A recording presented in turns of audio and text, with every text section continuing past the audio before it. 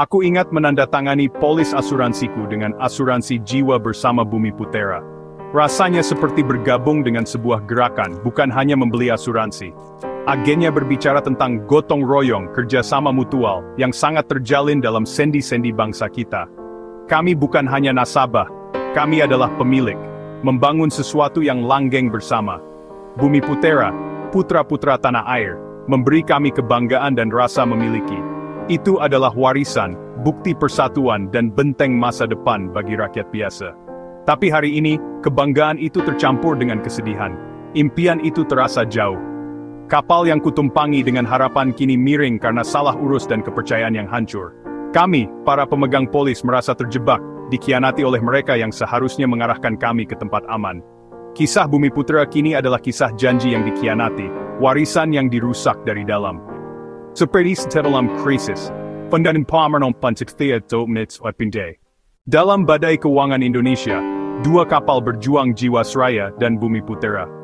Jiwasraya, kapal kapitalis milik negara, segera diselamatkan dengan uang pembayar pajak.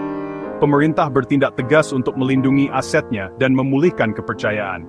Bumi Putera, kapal mutualis yang dimiliki pemegang polis, dibiarkan terombang-ambing.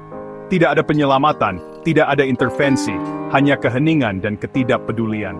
Retorika pro-rakyat pemerintah terdengar hampa saat kami menunggu bantuan yang tak kunjung datang. Ketika kapitalisme goyah, sistem bergerak. Ketika mutualisme gagal, rakyat ditinggalkan. Kami melihat Jiwasraya diselamatkan. Sementara kami disuruh menunggu dan menerima restrukturisasi tanpa akhir. Jaring pengaman ditenun untuk modal, bukan untuk komunitas. Kisah dua kapal ini mengungkap sistem yang melindungi kepentingan negara dan korporasi di atas warga negaranya. Satu kapal mendapat bantuan, yang lain layang menuju jurang. Sebagai pemegang polis Bumi Putera, kami telah menanggung janji-janji kosong selama bertahun-tahun. Setiap tim manajemen baru datang dengan rencana pemulihan besar dan pembicaraan tentang investor misterius. Kami berpegang pada harapan, tetapi setiap janji lenyap menjadi penundaan lain. Aplikasi digital dan skema pembelian kembali diluncurkan, tetapi itu hanya menciptakan ilusi kemajuan. Antrean klaim nyaris tidak bergerak. Aplikasi menjadi simbol kekecewaan yang terkelola. Janji-janji memicu harapan, tetapi tenggat waktu berlalu dalam keheningan, digantikan oleh janji-janji baru yang lebih besar. Kami dibohongi oleh sistem yang dirancang untuk membuat kami pasif. Kepercayaan dan martabat kami terkikis dengan setiap komitmen yang dilanggar. Kami tidak diperlakukan sebagai pemilik, tetapi sebagai anak-anak yang harus ditenangkan. Setiap pengkhianatan membuat kami semakin kecewa. Imperial Vincent Spamble, The Purchers. Bumi Putera adalah Titanic bangsa kita megah, dipercaya dan tampaknya tidak bisa tenggelam. Jutaan orang mempercayakan tabungan mereka, percaya pada kekuatan kapal itu. Tapi kepemimpinan dibutakan oleh kesombongan, mengabaikan peringatan dari analis dan pelapor. Defisit yang meningkat dan investasi berisiko sudah jelas, tetapi manajemen mengabaikan alarm. Alih-alih mengubah arah, mereka merombak eksekutif dan mengumumkan rencana dangkal. Ketika bencana melanda, kelemahan kapal itu terungkap untuk dilihat semua orang.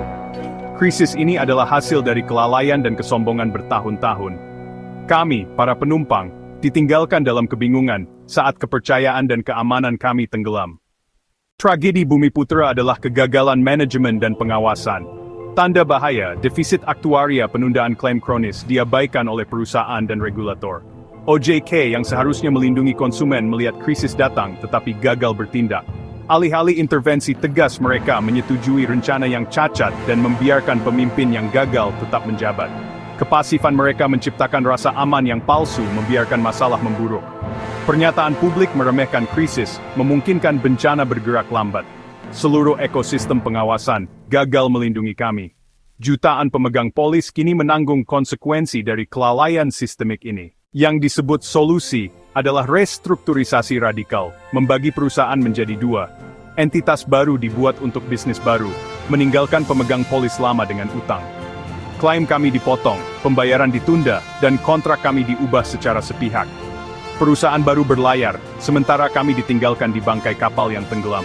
Para korban adalah orang-orang biasa, guru, orang tua, pensiunan, yang mematuhi aturan. Ini bukan gotong royong. Ini adalah manuver korporat yang dingin. Semangat mutualisme dinyatakan mati, digantikan oleh hukum rimba. kepercayaan kami hancur, dan kami dikorbankan untuk menyelamatkan masa depan merek.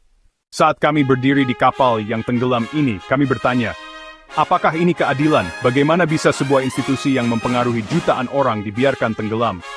Keheningan dari para pemimpin sangat memekakkan telinga kegagalan moral negara. Saga Bumiputera adalah peringatan tanpa pengawasan nyata. Bahkan cita-cita mulia pun bisa hancur. Kita harus menuntut lebih dari sekadar retorika, perlindungan nyata bagi konsumen, dan akuntabilitas dari regulator. Semangat mutualisme layak diperjuangkan, tetapi membutuhkan integritas dan tindakan. Biarkan ini menjadi katalis perubahan seruan untuk keadilan dan sistem yang melindungi rakyatnya.